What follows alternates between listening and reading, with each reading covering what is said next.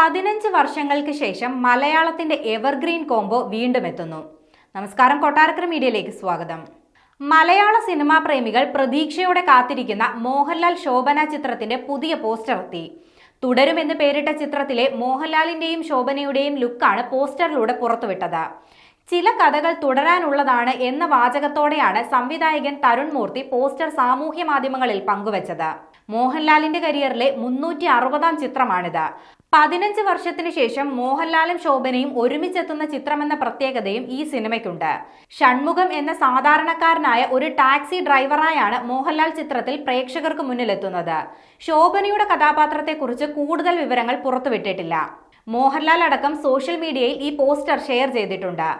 Evergreen combo എന്ന അഭിസംബോധനകളോടെ ഈ poster ഇതിനകം തന്നെ സോഷ്യൽ മീഡിയയിൽ വൈറലാവുകയും ചെയ്തു.